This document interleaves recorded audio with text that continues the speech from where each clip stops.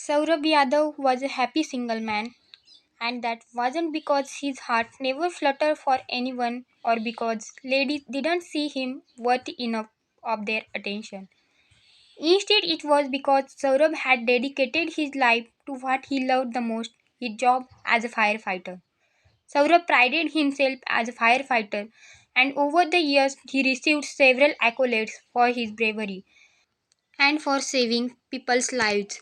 However, his time as a firefighter was almost over and he was compelled to let go of the job he admired the most in his world. Saurav wasn't sure what he would do after retirement because his heart said he wanted to continue working in the fire department. But the rules stated otherwise and Saurabh had to retire. When Saurabh's retirement day approached, he had a hard time believing it. He felt like his long and brilliant career seemed to have begun just yesterday and was now over. How could time fly by so fast? As he sat in his office one last time on his last day at work, Saurabh couldn't help but think of all the memories he had made. While the majority of them had been pleasant, several had been incredibly tragic, involving the loss of several lives. Saurabh hoped that whoever took his place in the future would do their best and carry on his legacy. I hope they live up to the expectations of his job. Suddenly, a call interrupted his thoughts. Saurabh checked the caller ID and saw it was his sister Manda. They hadn't seen each other in 3 years after she moved to another state with her husband, and Saurabh was surprised by her call. To say the least, Manda had come into Saurabh's life very late, and he was 18 years younger than him. After their parents died, he looked after her as if she were his own child. He missed her a lot. No way! Saurabh almost rose in his seat from excitement. Really? I mean, yes, bro, I am flying out there today, and we will finally meet after 3 years. And I have a huge surprise for you, she said, chuckling. That's incredible. But Saurabh paused. I am sorry. I can't pick you up from the airport, Manda. It's my last day at work, and they are organizing a farewell party for me. You know how much this job means to me. But my neighbor has a set of spare keys to my house. They keep one since I always misplace mine. Go directly there from the airport, and I'll be home soon. Alright? Alright then. See you at home, bro. I can't wait for you to see the surprise, she replied and hung up. That evening, Saurabh and his friends gathered for his farewell party, and they had each bought him a heartfelt present. You didn't have to. Saurabh accepted them with tears in his eyes. After that, they sliced the cake and raised a toast to him, to the man who may grow tired but never retire. They exclaimed as their glasses clinked. Just then, the fire alarm went off, interrupting their celebration, and they were alerted of a fire in a nearby neighborhood. All the firefighters got to their position immediately. They were informed about the location over the intercom, and it froze Saurabh in place. That's where my house is, he cried. We need to hurry up. When they got to the location, Saurabh couldn't believe his eyes. His house was engulfed in flames, and the fire had already reached the front porch.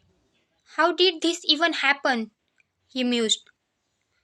Soon after, Saurabh and the other guys began using water pumps to put out the fire.